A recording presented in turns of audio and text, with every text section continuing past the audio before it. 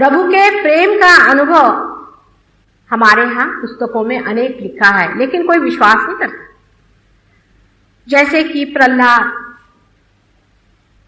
जिनके सामने नरसिंह अवतार हुआ था, और जिस वक्त उन्होंने पूछा कि तुम्हें क्या चाहिए, तो प्रहलाद ने उनसे सिर्फ एक ही चीज मांगी, तव चरणारविंदे प्रीति, तुम्हारे चरण कमलों में मुझे प्रीति रहे, यही प्रभु मुझे दो।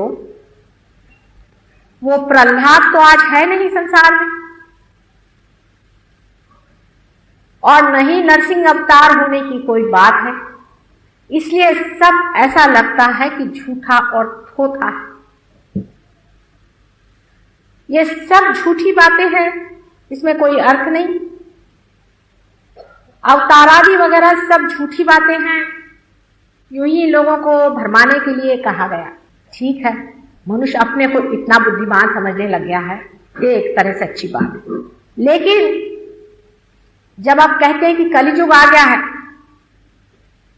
और महान घोर कलियुग आ गया, उसके दंश से हर एक आदमी जब पूरी तरह से छटपटा रहा है, कैंसर जैसी बीमारियां शरीर को खा ले रही है, दुख के पहाड़ इंसान पे लुटे जा रहे हैं, किसी का भरोसा नहीं रहा, कोई किसी का भाई नहीं, कोई किसी की बहन नहीं, कोई रिश्ता संसार में पूरा बैठता नहीं। उस वक्त परमात्मा के प्रेम की बात कहना किसे मंजूर होगा? बात कहने की नहीं है। इसी वक्त में कभी भी संसार में हुआ नहीं। इस तरह से प्रभु प्रेम का वर्षाव हो रहा है चारों तरफ से।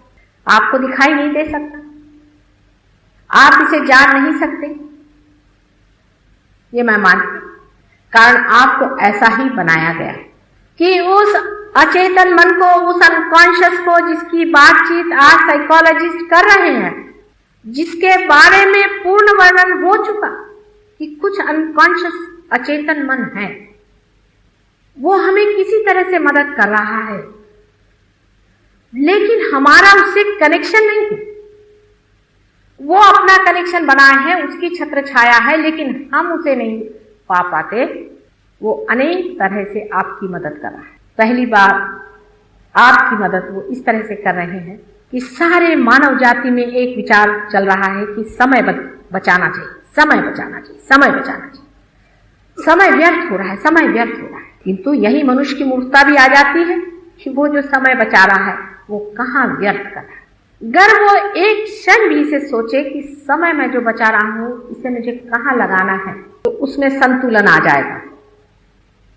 कलियुग के मानव पर जो परमात्मा का बहुत जोरों में वर्षाव हो रहा है, उसको पाने के लिए सिर्फ जरा संतुलन लाने की जरूरत है। आपने अभी बताया कि योग में कुंडलिनी का वर्णन है। पातंजलि योग शास्त्र में जिस तरह से बताया गया है कि आपको 6 तरह की चीजें करनी पड़ेगी, जंगलों में रहना पड़ेगा, गुरुओं का समागम करना पड़ेगा, तब कहीं जा करके ये चीज अंदर बनेगी। अभी गगनगढ़ के एक बहुत बड़े महाराज हैं, मुझसे कहने लगे कि माता जी 21,000 वर्ष की तपस्या के बाद मेरे हाथ में वाइब्रेशन फूटे थे और आप इन लोग को यूं ही देते चली जा रहे हैं। आपने अगर शंकराचार्य जी को पढ़ा होगा तो उन्होंने भी चैतन्य लहरियों पर अनेक श्लोक लिख दिए। या तो वो बिल्कुल ही झूठे थे और झूठे नहीं थे, तो वो लहरियां गई कहां जिनके बारे में उन्होंने बताया था। परमात्मा जो अचेतन रूप से सारे संसार में है, वास्तविक उससे चेतन और कोई चीज है ही नहीं, किंतु हम अचेतन, हम उसे नहीं जान पाए, उसे हम महसूस नहीं कर पाए, उसे हम फील नहीं कर पाते हैं। यह दूसरी बात है, हमें उसे पाना है। फिर आप किसी भी धर्म के हो, किसी भी व्यवस्था के हो, किसी भी रेस के हो, किसी भी देश के हो, आज कलियुग में उसका साक्षात होना ही पड़ेगा। 1979 से कलियुग खत्म होना चाहिए, शुरुआत हो गई और 1999 में सत्ययुग आने की बात है, पर बात ही बात नहीं रहनी चाहिए। ये बात ही बात रह सकती है अगर आप लोग सत्य को स्वीकार्य न करें। असत्य के लिए तो 1000 चीजों से भी आप उसको स्वीकार कर लेते। कोई भी असत्य हो उसे मनुष्य इतने जोर से पकड़ लेता है जिसकी कोई हद नहीं, लेकिन सत्य पे टिकता नहीं। टिकेगा? इतनी ताड़ना और पीड़ा मानव ने क्यों उठाई? एक माँ के हृदय को ये चीजें विदीर्ण कर देती है, लेकिन क्या करे, मानव उसके बगैर मानने वाला नहीं, उसके बारे में सोचने वाला नहीं है। मानव बड़ा हठी है, बड़ा घमंडी है, बड़ा अहंकारी है और समर्पित भी हमेशा असत्य ही को रहता है। कुछ चमत्कार देखे उसी ओर दौड़ पड़ा, किसी ने 2 पैसे दे दिए उसी ओर दौड़ पड़ा। जितनी भी असत्य की बातें हैं जिससे कि मन में घृणा किसी के प्रति हो, जैसे मैं आपसे कहूं आप हिंदुस्तानी हैं, आप दुनिया भर के लोगों को नफरत करें तो अभी सब हिंदुस्तानी एक हो जाएंगे। मैं कहूं आप एक योग भूमि के वासी हैं, सारे संसार को आप प्रेम करें, तो मुझे लोग लेक्चर देते हैं माता जी आप तो सबको प्रेम सिखा रही, वो हमें प्रेम करते हैं या नहीं। ऐसा मनुष्य असत्य को पकड़ा हुआ है कि सत्य ढर रहा है, बाहर चला जा रहा है, लेकिन उसे स्वीकार नहीं करता। इतना हठी है कि असत्य की कांस पकड़ के बैठा है, उसे छोड़ता ही नहीं, उसी को वो माना हुआ है, यही सब कुछ है। मानव को स्वतंत्रता दी गई विशेष रूप से, अचेतन ने दी, अनकॉन्शियस ने दी है, परमात्मा के प्रेम ने दी है, जिसे हम प्रणव कहते हैं। जो परमात्मा का प्रकाश, उसी ने जानबूझ करके आपको स्वतंत्रता दी। आपने अगर मेरे पहले लेक्चर कभी सुने हो तो आप जानते हैं कि किस तरह से हमारे मस्तिष्क में कार्य करके हमको अलग कर दिया गया उस चेतन शक्ति से जो चारों तरफ, उस इनफाइनाइट से दूर करके हमको फाइनाइट कर दिया, उस असीम से हमें हटा करके और हमें सीमा में बांध दिया। हम अलग हो गए, आप अलग हो गए, आप अलग। क्यों किया ऐसा? इसलिए क्योंकि आप एक परमात्मा के हाथ में यंत्र स्वरूप बनना चाहते हैं। उस यंत्र को व्यवस्थित संतुलित बनाने की जिम्मेदारी आप पर छोड़ दी। मनुष्य कितनी बड़ी चीज है, सारे संसार में, सारे विश्व में आज तक हुए जितने भी सृजन हुए हैं, पृथ्वी तल पे जो मानव आज खड़ा है वो भी कलियुग में घर गृहस्थी में सामान्य तरह से रहने वाला मानव सबसे ऊंचा है। वो जितना पा सकता है कोई भी संसार में नहीं पा सकता। एक बड़े भारी संतुलन की जरूरत थी। अपने मस्तिष्क में प्रति अहंकार और अहंकार नाम की 2 थैलियां, 2 पर्दे हैं, इसे ईगो और सुपर ईगो कहते हैं। वो जानबूझकर बनाए गए। एक तरफ से एक चीज बढ़ती है, दूसरे तरफ से दूसरी चीज बढ़ती है, जो बीचों बीच आ जाए, जो संतुलन में आ जाए, जो टेम्परेंस में आ जाए, अति में न जाए, वो पार हो सकता है। उसी के अंदर कुंडलिनी उठ करके बीचों बीच से निकल के उससे प्लावित कर देती है। उसी के अंदर उसका चित्त, अटेंशन कुंडलिनी पर बैठा हुआ उस अचेतन में, अनकॉन्शियस में आपको छोड़ देता है। जैसे ही यह घटित होता है वैसे ही ऊपर से अचेतन अंदर बहने लगता है। आप एकाकार उस सागर से हो जाते हैं। मानो जैसे एक बूंद है सागर में पड़ गया तो सागर हो गया। सागर की लहर के साथ उठ रहा है और गिर रहा है। उससे कोई पूछता है, अरे भाई तू क्या कर रहा है? मैं क्या कर रहा हूं, ये तो जा रहा है और आ रहा है। उसके अंदर से लहरें बहना शुरू, उसका अंतर एकदम शांत हो जाता है। ऊपर से धीरे धीरे धाराएं शांति की बहने लगती। ये सत्य, ये मनगढ़ंत बात नहीं है, ये सत्य है, महान सत्य है। इसे आप पाइए और पाने के बाद उसे स्थिरता लानी पड़ती है। किसी किसी में नहीं, जैसे आप बैठे हैं, आपके लिए जरूरत नहीं, आप जो एकदम पा गए तो वहां पहुंच गए, पर कुछ लोगों में थोड़ी सी स्थिरता लानी पड़ती। कोई हर्ज नहीं, साधन तो मिल गया, पहचान हो गई, आप वहां पहुंच गए और स्थिरता भी लाने के लिए पूर्ण व्यवस्था है। उसकी स्थिरता आते ही साथ परम शांति में और परम आनंद में आप उस साक्षी स्वरूप को प्राप्त करते हैं जिसका वर्णन श्री कृष्ण ने कहा था, जिसके बारे में ईसा मसीह ने बताया था, जिसके बारे में सारे शास्त्रों में बताया गया है, चाहे वो किसी भी जरदुश्त का हो, चाहे वो सोक्रेटिस ने लिखा हो, कन्फ्यूशस ने बताया हो, या दत्तात्रेय जी के जितने भी अवतार हो चुके उन लोगों ने जिसके बारे में कहा है, वो हो जाता है। జై శ్రీ మాతాజీ. ఈరోజు మాతాజీ గారు ఏం చెప్తున్నారంటే పరమాత్ముడు ప్రేమ యొక్క అనుభవం గురించి ఈ టాపిక్ గురించి చెప్తున్నారు మాతాజీ. భగవంతుడి యొక్క ప్రేమ అనుభవం గురించి చాలా రాశాము, చదివాము, కానీ మీకు విశ్వాసం లేదు. ఇంకా మాతాజీ చెప్తున్నారు, ప్రహ్లాదుడిని కనుక తీసుకున్నట్లయితే ప్రహ్లాదుడి యొక్క భక్తికి మెచ్చి నరసింహ అవతారంతో వచ్చారు. భగవంతుడి ప్రేమను నిరూపించడానికి నరసింహ అవతారంలో వచ్చారు. మరి మీలో ఎంతమంది ప్రహ్లాదులు ఉన్నారు? భగవంతుడి మీద ప్రహ్లాదుడు ఎంతో ప్రేమ చూపించాడు. ప్రేమ, విశ్వాసము, భగవంతుడి యొక్క పాదపద్మముల మీద మీరే శరణము అన్నాడు. అందుకని పరమాత్ముడు దానికి మెచ్చి నరసింహ అవతారంలో వచ్చారు. ఈ అవతారం ఎత్తటం అనేది అబద్ధమంటారా? దీన్ని కూడా విమర్శించారు, వాదనలు కూడా చేశారు. ఇది మంచి పని చెప్పండి. ఇంకా మాతాజీ అంటున్నారు, ఘోర కలియుగం వచ్చింది, ఘోరంగా తయారయ్యారు, పాకండిలుగా తయారయ్యారు. క్యాన్సర్ అనే రోగం కూడా మనిషిని తినేస్తుంది, దుఃఖం కమ్మేస్తుంది, ఎవరికి వారు భరోసా ఇవ్వడం లేదు, సోదరుడు లేదు, సోదరి లేదు, అంతా స్వార్థం, ఏ విధంగా కూడా సరిగ్గా లేరు, కుటుంబం సరిగ్గా లేదు, పరమాత్ముడు ప్రేమ గురించి తెలుసుకోవడం లేదు, తెలుసుకోవాలనే ఆసక్తి కూడా చూపటం లేదు.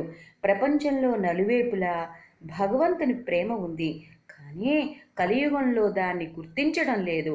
మీరందరూ ఎలా ఉన్నారంటే చైతన్యంతో లేరు, అచేతన మనసుతో ఉన్నారు. ఇంకా మాతాజీ అంటున్నారు, మీకు సహాయం చేయాలంటే భగవంతుడు ఎలా చేస్తారు? మీకు భగవంతుడితో కనెక్షనే లేదు. ఇంకా మాతాజీ అంటున్నారు, ఇంకా నేను మీకు సహాయం చేయడానికి వచ్చాను, సమయం లేదు, సమయాన్ని కాపాడండి, సమయం వ్యర్థమవుతోంది, మనిషి ఆలోచించటం లేదు, నేను ఎక్కడ సమయం వ్యర్థం చేస్తున్నాను, సమయాన్ని కాపాడుతున్నానా లేదా అనే విషయాన్ని కాసేపు ఉండి ఆలోచించటం లేదు. ఇవన్నీ ఆలోచిస్తే సమతుల్యత అనేది ఏర్పడుతుంది. మీరు మీ మనసుకి పని చెప్పటం లేదు, అచేతనంగా ఉంటున్నారు. ఇంకా మాతాజీ అంటున్నారు, ఈ సహజ యోగంలో కుండలిని గురించి వర్ణించబడింది. పతంజలి యోగా శాస్త్రంలో కూడా ఉంది, అడవిలోకి వెళ్ళి తపస్సు చేయండి, అన్వేషించండి అని. ఒకసారి మాతాజీ దగ్గరికి ఒక రాజు వచ్చాట. అమ్మా, నేను 21,000 సంవత్సరాలు తపస్సు తర్వాత నాకు చల్లటి చైతన్య తరంగాలు లభించినాయి. ఆది శంకరాచార్యులు కూడా ఈ చైతన్య తరంగాల గురించి ఎన్నో శ్లోకాలు చెప్పి ఉన్నారట. ఇది సత్యం, అవి అబద్ధం కావు. ఇంకా మాతాజీ అంటున్నారు, మీ అందరి శరీరంలో పరమాత్ముడు అచేతన రూపంలో ఉన్నారు, కానీ మీరు చేతన రూపంగా గుర్తించాలి, పొందాలి. పరమాత్మ అచేతనం కాదు, మనం దాన్ని చేతన రూపం పొంది దాన్ని అనుభవించాలి. ఇంకా మాతాజీ అంటున్నారు, నువ్వు ఏ మతస్థుడివైనా, దేశస్థుడివైనా, కులం వాడివైనా, ఎవరైనా ఈ పరమాత్మ చేతన అనుభవం పొందాలి. ఇంకా మాతాజీ అంటున్నారు, కలియుగం అంతమవుతుంది, సతయుగం రాబోతుంది, సతయుగం వచ్చినా అలానే ఉన్నారు. మీరు సత్యాన్ని అన్వేషించడం లేదు, సత్యాన్ని స్వీకరించడం లేదు, ఆ ప్రయత్నం కూడా చేయటం లేదు. మీరు పేరుకు మాత్రమే సత్యయుగము అంటున్నారు. అసత్య విషయాలు చాలా తేలిగ్గా స్వీకరించారు, సత్యం మీద నిలబడడం లేదు. అమ్మ మనసు ఎంత బాధపడుతుందండి చెప్పండి. మనుషులు ఎందుకు సత్యాన్ని తెలుసుకోవడం లేదు, అసత్యం వైపు ఎందుకు వెళుతున్నారు, ఆలోచించేవారు లేరు. ఎంత మొండిగా ఉన్నారండి, అహంకారంగా, గర్వంగా ఉన్నారు. సమర్పణ భావన కాదు, అసత్యంగానే ఉంది. డబ్బుల వైపు పరిగెడుతున్నారు, అసత్యం వైపు ఉంటున్నారు. అసత్యం అనేది ముఖ్యమైన విషయంగా దాన్ని పట్టుకొని వదలటం లేదు. ఇంకా మాతాజీ అంటున్నారు, మానవుడికి స్వతంత్రత ఉంది, అప్పుడే ఏది తప్పు ఏది ఒప్పు తెలుసుకొని పరమాత్మను తెలుసుకోవడానికి కూడా ప్రయత్నం చేయటం లేదు. మన నలువేపుల చేతన శక్తి ఉంది, దాన్ని గ్రహించండి అంటే మీరు వేరు మేము వేరు అని తగాదాలు, ఎవరికి వారు హద్దులు పెట్టుకుంటున్నారు. ఎందుకు చేస్తున్నారు అలా? పరమాత్ముడు మిమ్మల్ని ఒక యంత్రంలాగా తయారు చేశారు. ఈ మనిషి అనే యంత్రాన్ని సంతులితం చేసేటువంటి పని మీ మీద వదిలారు. ఎందుకంటే మీరు స్వతంత్రత కలిగి ఉన్నారు కదా, పరమాత్ముడు మీకు స్వతంత్రాన్ని ఇచ్చారు కదా. ఇంకా మాతాజీ అంటారు, ప్రపంచంలో మానవులందరినీ ఈ భూమి మీద సృష్టించాడు పరమాత్ముడు. మీ యొక్క మెదడును అహంకారాన్ని ప్రత్యహంకారాన్ని సృష్టించాడు. ఒకవైపు ఒకటి ఏర్పడుతుంది, ఇంకొక వైపు ఇంకొకటి ఏర్పడుతుంది. ఈ రెండిటిని దాటాలి. సంతులనం అంటే కుండలిని శక్తి మధ్యస్థంలో ప్రవహించి మీలో ఉన్న చిత్తమును కుండలిని ఘటితమయ్యి అచేతనాన్ని చైతన్యంగా చేసి ఏకీకృతమవుతుంది. ఇంకా మాతాజీ అంటున్నారు, మీ యొక్క చైతన్య బిందువుతో సముద్రంలాగా ఏర్పడుతుంది. మీ అంతరంగంలో ఒక్కసారిగా శాంతి ఏర్పడుతుంది. నెమ్మదిగా శాంతి ధార పెరుగుతుంది. మనసులో కూడా స్థిరత్వం ఏర్పడుతుంది. ఇది మహాసత్యము. ఇది ఒక్కసారిగా రాదు, సాధన చెయ్యాలి. ఇంకా మాతాజీ అంటారు, సాధన చేసి గుర్తించాలి. ఇవన్నీ జరగడానికి మీ సూక్ష్మ శరీరంలో ఈ వ్యవస్థ ఉంది, గుర్తించాలి. గుర్తించిన తర్వాత వాటంతటవి జరిగిపోతూ ఉంటాయి. నువ్వు సాక్షి రూపుడుగా ఉంటావు. దీని గురించి శ్రీకృష్ణుడు, ఈసామసి, సోక్రటీసు, కన్ఫ్యూషియస్, దత్తాత్రేయుడు కూడా అన్ని అవతారాల్లో అన్ని ధర్మశాస్త్రంలో కూడా ఈ విషయాన్ని గురించి చెప్పారు. ఇంకా మాతాజీ చెప్తున్నారు, చివరిగా మాతాజీ తన బిడ్డలకు ఏం చెప్తున్నారంటే ప్రేమతో ఇలా చెప్తున్నారు, అనంతమైన, అమోఘమైన, మధురమైన, అనుపమైన, ప్రశాంతమైన, నిర్మలమైన పరమాత్ముడి యొక్క ప్రేమను గ్రహించండి, అనుభవించండి, శాంతించండి, పరిశీలించండి, అన్వేషించండి, అనుసరించండి, పాటించండి. మీ జీవితానికి సుఖవంతం అవుతుంది. ఇలాంటి గొప్పదైన ప్రేమ కేవలము సహజయోగంలో మాత్రమే ఉంటుంది. ఇలాంటి ప్రేమ మీరు పొందినట్లయితే మీ జీవితం సుఖవంతం, కళ్యాణవంతం అవుతుందని మాతాజీ మరల తన బిడ్డలకు చెప్తున్నారు. జయ శ్రీమాత.